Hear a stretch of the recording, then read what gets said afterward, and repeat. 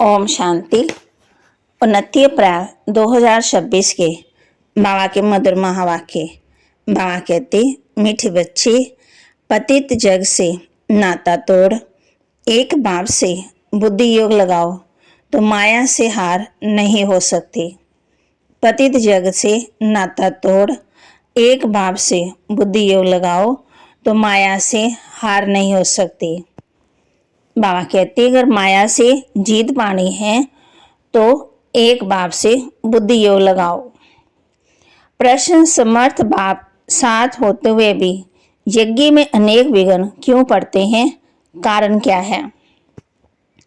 शक्तिशाली बाप साथ होते हुए भी यज्ञ में अनेक विघ्न क्यों पड़ते हैं, कारण क्या है? उत्तर, ये विघ्न तो ड्रामानुसार पड़ने ही है, क्योंकि जब यज्ञ में असुरों के विघ्न पड़े तब तो पाप का घड़ा भरे। इसमें बाप कुछ नहीं कर सकते, ये तो ड्रामा में नोद है। विघ्न पड़ने ही है, लेकिन विघ्नों से तुम्हें घबराना नहीं है। गीत, कौन है माता कौन है पिता। ओम शांति। बच्चों ने बेहद के बाप का फरमान सुना। ये तो इस जगत के मम्मा बाबा है। ये जो तुम्हारा नाता है देह के साथ है, क्योंकि देह से पहले पहले माता की फिर पिता की लागत होती है, फिर भाई बंधु आदि होती है। तो बेहद के बाप का कहना है कि इस जगत में तुम्हारे जो माता पिता हैं उनसे बुद्धि का योग तोड़ दो, इस जगत से नाता नहीं रखो, क्योंकि ये सब कलयुगी शीशी नाते हैं। जगत अर्थात दुनिया, इस पति दुनिया से बुद्धि का योग तोड़ मुझ एक से जोड़ो, फिर नए जगत के साथ जोड़ो, क्योंकि अब तुमको मेरे पास आना है। सिर्फ नाता जोड़ने की बात नहीं है, और कई बात नहीं, और कोई तकलीफ नहीं। नाता जोड़ेंगे वह जिसका डायरेक्शन मिलता है, जिनको सतयुग में पहले नाता अच्छा होता है, सत्व प्रदान, फिर नीचे उतरते जाते, फिर जो सुख का नाता है वह आस्ते आस्ते कम होता जाता है। अभी तो बिल्कुल ही इस पुरानी दुनिया से नाता तोड़ना पड़े। बाप कहते हैं, मेरे साथ नाता जोड़ो, श्रीमत पर चलो, और जो भी दे के नाते हैं वह सब छोड़ दो। विनाश तो होना ही है। बच्चे जानते हैं, बाप जिसको परम पिता परमात्मा कहा जाता है वह भी ड्रामानुसार सर्विस करते हैं, वह भी ड्रामा के बंधन में बंधे हुए हैं।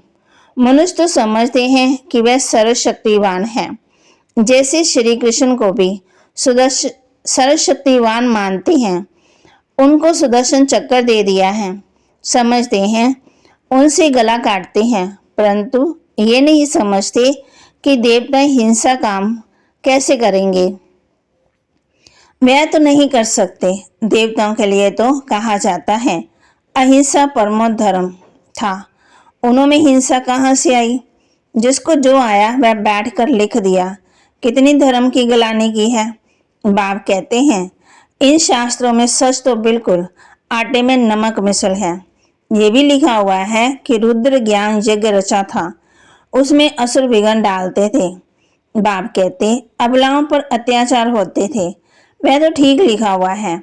अभी तुम समझते हो शास्त्रों में सच क्या है झूठ क्या है। भगवान खुद कहते हैं, इस रुद्र ज्ञान यज्ञ में विघ्न पड़ेंगे जरूर।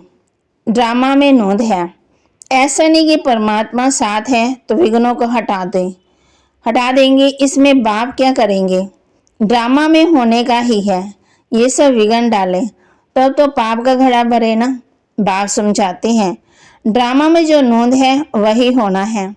असुरों के विघ्न जरूर पड़ेंगे। अपनी राजधानी जो स्थापन हो रही है, आधा कलम माया के राज्य में मनुष्य कितना तमो प्रधान बुद्धि भ्रष्टाचारी बन जाते हैं, फिर उनको शिष्टाचारी बनाना बाप का काम है। आधा कल्प लगता है भ्रष्टाचारी बनने में, फिर 1 सेकंड में बाप शिष्टाचारी बनाते हैं। निश्चय होने में देरी लगती है। ऐसे बहुत अच्छे बच्चे हैं जिन्हों को निश्चय होता है, जड़ प्रतिज्ञा भी करते हैं, परंतु माया भी तो पहलवान है ना कुछ मनसा में तूफान लाती है। पुरुषार्थ कर करना में नहीं आना है, कर्म में नहीं आना। सब पुरुषार्थ कर रहे हैं, कर्मातीत अवस्था तो हुई ही नहीं। कुछ न कुछ कर्म इंद्रियों से होता जाता। कर्मातीत अवस्था तक पहुंचने में बीच में विघ्न जरूर पड़ेंगे।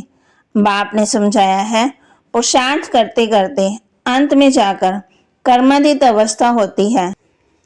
तो वहां कहती फिर तो इस शरीर में रहना नहीं है ना, इसलिए टाइम लगता है।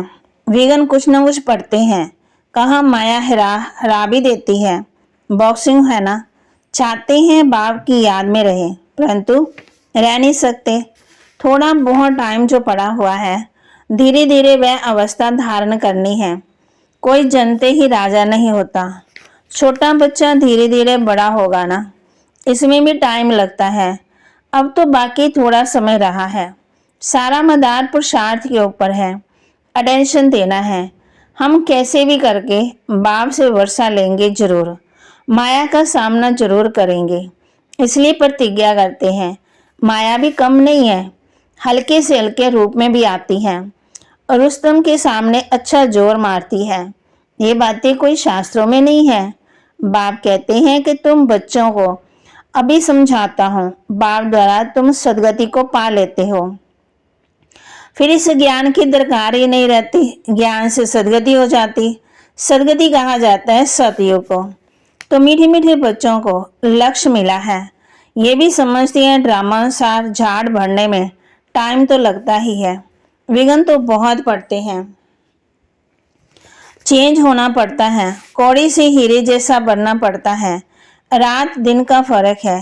देवताओं के मंदिर अभी तक भी बनाते रहते हैं। तुम ब्राह्मण अभी मंदिर नहीं बनाएंगे, क्योंकि वह है भक्ति मार्ग। दुनिया को ये पता ही नहीं है कि अब भक्ति मार्ग खत्म हो, ज्ञान मार्ग जिंदाबाद होना है। ये से तुम बच्चों को मालूम है। मनुष्य तो समझते हैं कलयुग अभी बच्चा है, उन्हों का सारा मदार है शास्त्रों पर। तुम बच्चों को तो बाप बैठ अभी वेदों शास्त्रों का राज समझाते हैं। बाप कहते हैं अभी तक तुम जो पढ़े हो वह सब भूल जाओ। उनसे कोई की सदगति होती नहीं, बल करके आधा अल्प काल का सुख मिलता है। सदा सुख ही सुख मिले ऐसे हो ही नहीं सकता है। ये है थोड़े समय के लिए सुख।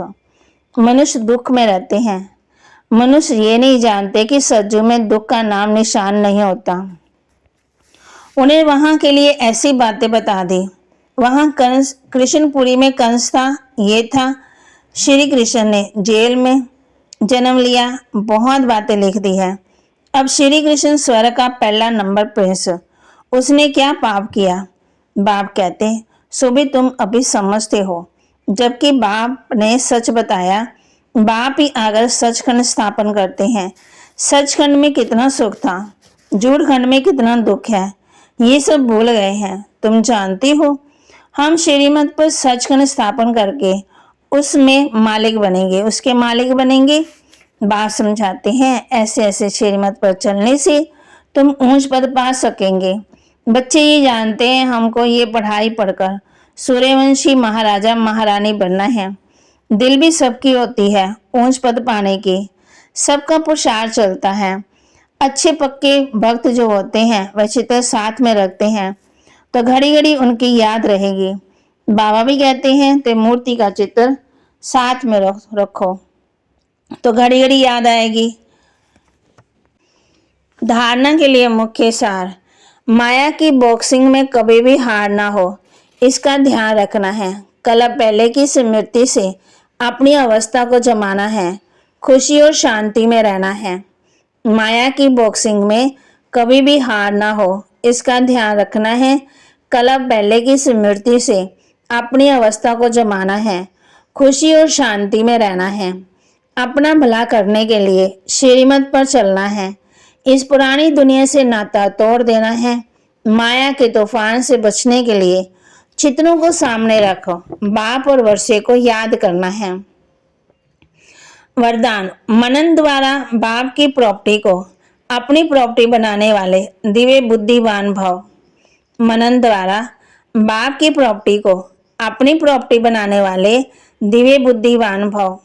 बाप द्वारा जो भी खजाना मिलता उसे मनन करो तो अंदर समाता जाएगा। प्रॉपर्टी तो सबको एक जैसी मिली हुई है, लेकिन जो मनन करके उसे अपना बनाते हैं उन्हें उसका नशा और खुशी रहती है। इसलिए कहा जाता, अपनी घोर तो नशा चढ़े। जो मनन की मस्ती में सदा मस्त रहते हैं उन्हें दुनिया की कोई भी चीज उलझन आकर्षित नहीं कर सकती। उन्हें दिव्य बुद्धि का वरदान स्वतः ही मिल जाता है। स्लोगन: मन की उलझन को समाप्त करने के लिए निर्णय शक्ति को बढ़ाओ। मन की उलझन को समाप्त करने के लिए निर्णय शक्ति बढ़ाओ। अव्यक्त इशारे: महान बनने के लिए मधुरता और नम्रता का गुण धारण करो। ऐसे नहीं समझो कि हम तो सदा झुकते ही रहते हैं, लेकिन हमारा कोई मान नहीं। जो झुकते नहीं वह झूठ बोलते हैं, उनका ही मान है नहीं। ये अलग काल का है, लेकिन आप दूरदेशी बुद्धि रखो। जहाँ जितनों के आगे झुकेंगे अर्थात नम्रता के गुण को धारण करेंगे तो सारा कल्प ही सर्व आत्मा आगे आगे नमन करेगी। सज्जु त्रेता में राजा के रिकॉर्ड थे। कंधे से नहीं लेकिन मन से झुकेंगे और द्वापर कलयुग से कंधा झुकाएंगे। सिर हिलाएंगे लेकिन मन से नहीं हिलेंगे, लेकिन सज्जु त्रेता में मन से करेंगे, लेकिन बाबा कहते द्वापर से कभी भी मन से नहीं करेंगे। तो बाबा ने आज हम बच्चों को कहा है, माया की बॉक्सिंग में कभी भी हार ना हो, इसका ध्यान रखना है।